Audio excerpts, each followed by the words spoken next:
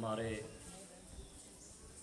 मैं सभी प्यारे बच्चों और मेरे सभी गुरु समान शिक्षक शिक्षिका, जिनसे हम सभी को कुछ ना कुछ सीखने को, जीवन में बहुत कुछ सीखने को मिलता है। अभी बच्चों से निवेदन किया जा रहा था, मेरे ख़ास तौर पर भाई है, बेटा है, कि आप भी आए और मंच पर दो शब्द रखें। किसी के पास गीत हो तो वो रख सकता है, किसी के पास कोई भजन हो तो वो भी रख सकता है, लेकिन सब कोशिश की जा रही थी छिपने की। ऐसा मैं भी करता था और मैं आपसे ज़्यादा एज का नहीं हूँ, मेरी भी यही हालत थी। जब कोई मंच पर बोलता था तो मैं कोशिश करता था कि गर्दन नीचे छुपा लूँ, मैं किसी को दिख ना जाऊँ सामने से, कभी कोई मुझे बुला ले सामने बोलने के लिए। मेरा आज रक्षाबंधन के इस पर्व पर आप सभी से ये बताया, हमारे धर्म के हिसाब से बताया जाता है एक पवित्र रिश्ता है, और इस पवित्र रिश्ते में बहन अपने भाई को कलाई पर राखी बांधती है, एक धागा बांधती है। वो कोई भी धागा हो सकता है, मायना धागा का नहीं रखता, मान्य रखता है कि वो एक बंधन होता है। वो हमारा, जैसे अभी सभी बच्चे बैठे हैं, शिक्षक बैठे हैं, इनका आपस में गुरु का शिष्य से बंधन होता है, माता पिता का अपने बच्चों से बंधन होता है, इसी तरह से बहन और भाई का बंधन होता है। और हम सभी बहन और भाई इस बंधन को पूर्ण अच्छे तरीके से निभाने का प्रयास करें। हमेशा जो वचन हम लेते हैं उसे पूरा करने का प्रयास करें। वही बच्चे अच्छे कहलाए जाते हैं और राष्ट्र का नाम भी वही रोशन करते हैं। मैं इसके ऊपर एक दो शब्द रखना चाहूँगा। दो शब्द है, एक प्रेम है, एक सम्मान है। अगर कोई बच्चा इन दो शब्दों को समझ गया, वो जीवन में कभी मार नहीं खाएगा और ना इस मंच पर आने से घबराएगा। प्यार और सम्मान सभी चाहता है कि मुझे मिल जाए, लेकिन कोई नहीं चाहता कि मैं किसी दूसरे को दे दूं। इसलिए जितना भी आप प्रयास और प्रयत्न करेंगे कि प्यार और सम्मान लेने का नहीं, देने का कोशिश करना है। किसी बहन को हम प्रेम करेंगे, उनको सम्मान देंगे, वो हमें 1000 गुना, सैकड़ों गुना वापसी मिलेगा। वो देंगे, वो बहन हमारी, वो बेटी हमारी। इसी तरह से कोई बहन किसी भाई को सम्मान करेंगे, उनकी इज्जत करेंगे, उनको प्रेम देंगे, वो भी उनको कई गुना, प्रकृति का नियम है, जिस चीज़ को हम दान करते हैं, दान के रूप में बताया गया है, वो हमें कई 1000 गुना, हमारे ब्राह्मण जी बताते हैं कि आप जो दान करते हो उसका कई गुना हमें वापस मिलता है। वो मिलता है, प्रकृति का नियम है, लौट कर वापस आता है, और वो हमें कई गुना वापस सम्मान मिलता है। अगर हम सम्मान देने का प्रयास करेंगे तो हमें सम्मान मिलेगा, हम प्रेम देने का प्रयास करेंगे तो हमें वापस प्रेम मिलेगा। सभी बच्चों से निवेदन है कि ऐसी व्यवस्था बनाकर रखें, ऐसा एक दूसरे के प्रति भाव रखें, ऐसी विचारधारा बना के रखें। सबसे बड़ा इस सृष्टि पर मुझे, मेरे हिसाब से गुरु से बड़ा कोई नहीं है। जो गुरु हैं उनकी शिक्षा से ही बच्चे का जीवन बनता है, और उसी जीवन से अंतिम चरण तक हम पहुंचते हैं। इसलिए गुरु से जितना प्यार हो, जितना उनका सम्मान बन जाए हमसे, उससे कोशिश करनी चाहिए कि कई गुना हम करें, हम उनको सम्मान दें, हम उनसे प्रेम करें। अगर वो हमें किसी कारण से चाटा लगा देते हैं, वो हमें किसी कारण से कोई डंडी मार भी देते हैं, कोई पनिशमेंट किसी तरह से हमें दे भी देते हैं, वो हमारे हित के लिए होता है, अनहित के लिए नहीं। मैं जब छोटा था, आपकी तरह था, पढ़ता था, मुझे भी लगता था मेरे गुरु ने मुझे पीट दिया, और मैं घर तक सोचता था कि इस गुरु का अब काम नहीं करूँगा, या इस गुरु से अब सामना नहीं करूँगा, या इससे अब मैं प्रयास करूँगा कि इससे बचूँ, या इसका जो पीरियड है मैं उससे गैप मार जाऊँ, जंप मार जाऊँ, ऐसा प्रयास करूँगा। लेकिन तब मैं सोचता था जब मैं आपकी एज का था। लेकिन आज जो अनुभव हुआ है वो मेरी गलतफहमी थी, और मैं यही बताने का प्रयास कर रहा हूँ, आप उस गलतफहमी को कभी भी ना दोहराएं। वो आप कभी भी अपने जीवन में ऐसा ना करें जिससे गुरु को एक छोटी सी ठेस पहुंचती है। यार इस बच्चे ने मेरा कहना नहीं माना, इस बच्चे ने मैंने बोला था होमवर्क करके लाना है, वो होमवर्क करके नहीं लाया। होमवर्क करके लाना चाहिए। दो उदाहरण के साथ में मैं अपनी बात को विराम दूंगा। एक बच्चा, दो तरह के बच्चे होते हैं। एक लापरवाह, मैं उसे आलसी या लापरवाह शब्द से बोल सकता हूँ।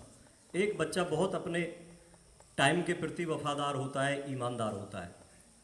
एक बच्चा जो वफादार ईमानदार होता है वो सुबह 5 बजे स्कूल में अपने घर जगता है, सुबह 5 बजे अपने बिस्तर को छोड़ देता है और उसको छोड़ने के बाद आधे घंटे में फ्रेश हो लेता है 5:30 बजे तक।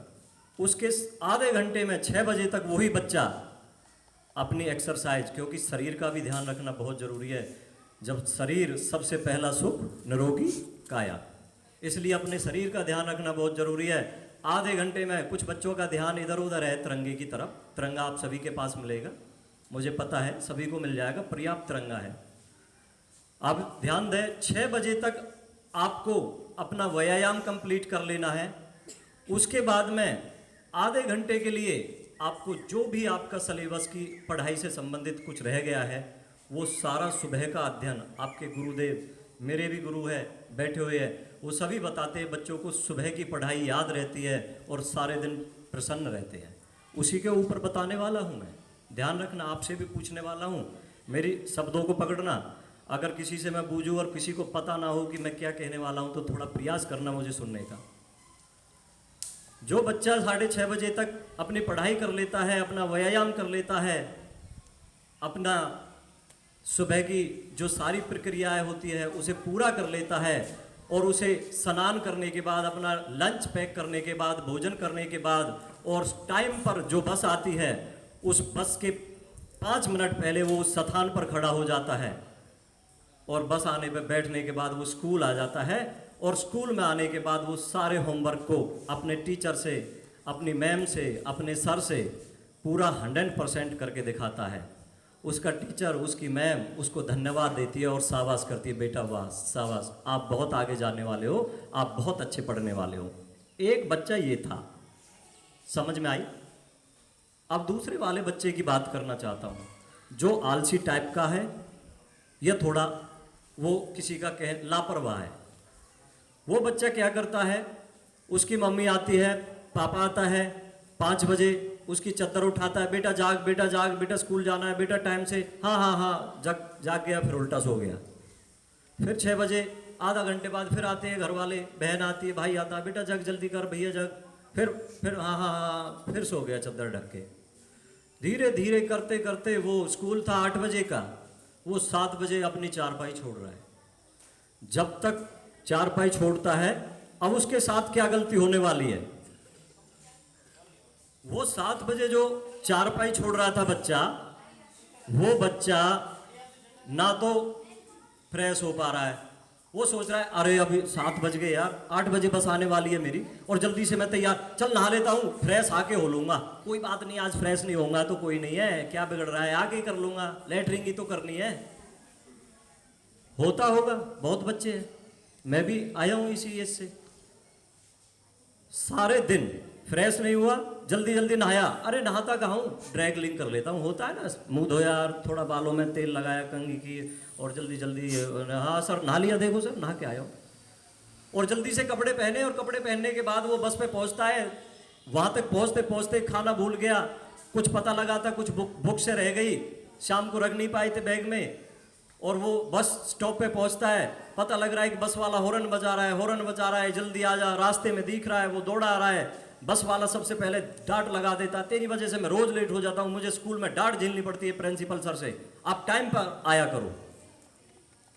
सबसे पहली डांट उसको बस वाले ने लगा दी। उन्हें आप फीस नहीं देते सर डांट की, लेकिन वो डांट लगा दी क्योंकि उनको भी लगने वाली थी स्कूल से। उसके दूसरे नंबर पर वो स्कूल में आता है, स्कूल में आया, कहाँ बैठेगा वो, सबसे पिछली वाली बेंच पर, कि मैं दिख नहीं जाऊं किसी को। सब प्रयास करेगा कि जो सबसे पीछे वाली बेंच है, जो किसी को ना दिखे, उस बेंच पर मैं बैठने का प्रयास करूं। और वो बैठता है, और जब नंबर आता है, उसकी मैम, उसके सर बताते हैं कि बेटा आपने होमवर्क चेक कराइए जो कल मिला था आपको।